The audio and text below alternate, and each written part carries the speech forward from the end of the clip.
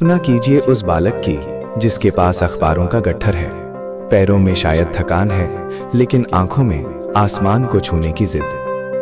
क्या एक साधारण सा मल्लाह का बेटा ब्रह्मांड के रहस्यों को सुलझा सकता है? आज की ये कहानी किसी व्यक्ति की सफलता की नहीं, बल्कि एक आत्मा के उस निरंतर संघर्ष की है जिसने हार को कभी स्वीकार नहीं किया। संघर्ष क्या है? क्या ये केवल मेहनत है? नहीं, संघर्ष वो आग है जो कोयले को हीरा बनाने का साहस रखती है।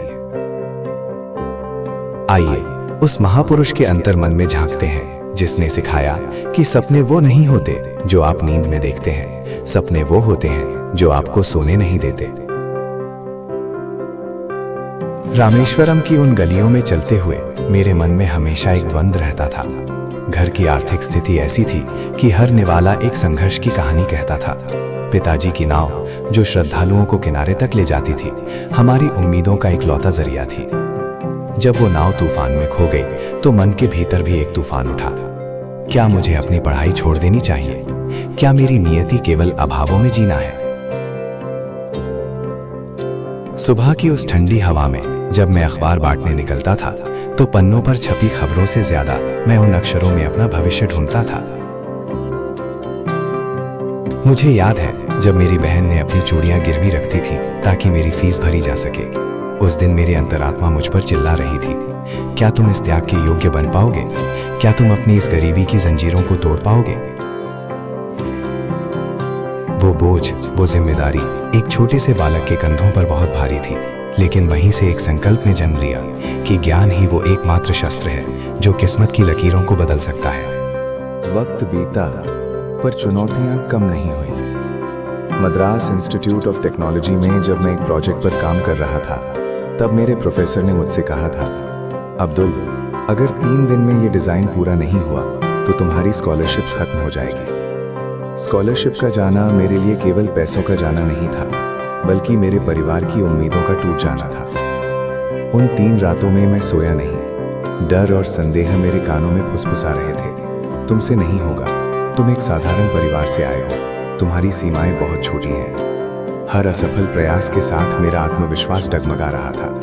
क्या वाकई मुझ में वो प्रतिभा है या मैं केवल एक भ्रम में जी रहा हूँ? जब पहली बार रोहिणी रॉकेट के प्रक्षेपण के दौरान विफलता हाथ लगी तो पूरी दुनिया देख रही थी। वो असफलता एक सार्वजनिक अपमान की तरह महसूस हो रही थी। मुझे लगा जैसे मेरे सारे सपने उस समुद्र के पानी में गिरकर डूब गए हैं। आलोचकों के शब्द तीखे थे और मेरी अपनी चुप्पी और भी गहरी थी।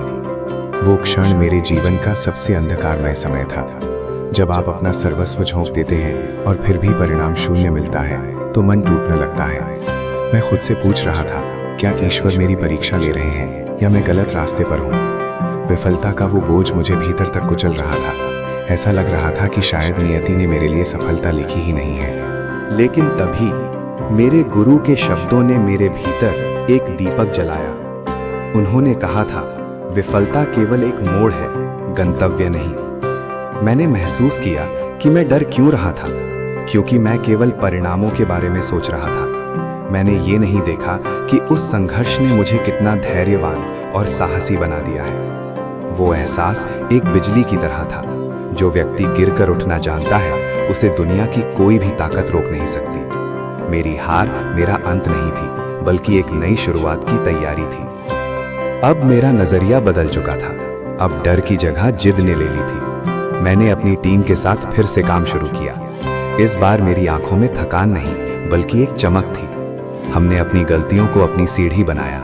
जब लोग सो रहे थे, हम गणनाएं कर रहे थे। जब लोग हार मान चुके थे, हम प्रयोग कर रहे थे। संघर्ष अब बोझ नहीं, बल्कि एक उत्सव बन गया था। अग्नि और पृथ्वी मिसाइलों का निर्माण केवल तकनीकी उपलब्धि नहीं थी, बल्कि मेरे आत्मसम्मान की लड़ाई थी। मैंने सीखा कि एक नेता वो है जो असफलता का श्रेय खुद लेता है और सफलता का श्रेय अपनी टीम को देता है। जैसे जैसे रॉकेट आसमान की गहराइयों को चीरता हुआ ऊपर गया, मुझे लगा जैसे मेरे बचपन के वो सारे अभाव, वो सारी रातें जब मैं भूखा सोया था, वो सब सार्थक हो गईं। मेरी हिम्मत ने मेरे भाग्य को चुनौती दी थी और इस बार भाग्य नतमस्तक था। आज जब मैं पीछे मुड़कर देखता हूँ तो समझ आता है कि संघर्ष की वो राह ही सबसे खूबसूरत थी। यदि रामेश्वरम की उन गलियों में मैंने अखबार न बांटे होते तो आज मैं आसमान की ऊंचाइयों को नहीं समझ पाता।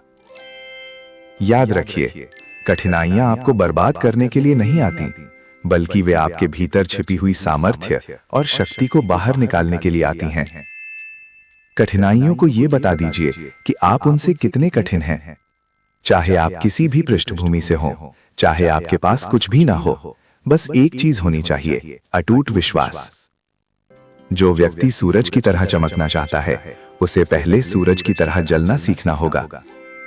आपका संघर्ष ही आपकी सबसे बड़ी ताकत है। उठिए, अपने सपनों को अपनी हकीकत बनाइए, क्योंकि ये संसार केवल उन्हीं को याद रखता है जिन्होंने अपनी विपरीत परिस्थितियों को अपनी सफलता की कहानी में बदल दिया। आपका भविष्य आपके हाथों में है, बस एक कदम बढ़ाने की हिम्मत कीजिए। अगर आपको ये वीडियो अच्छी लगी हो तो लाइक जरूर करें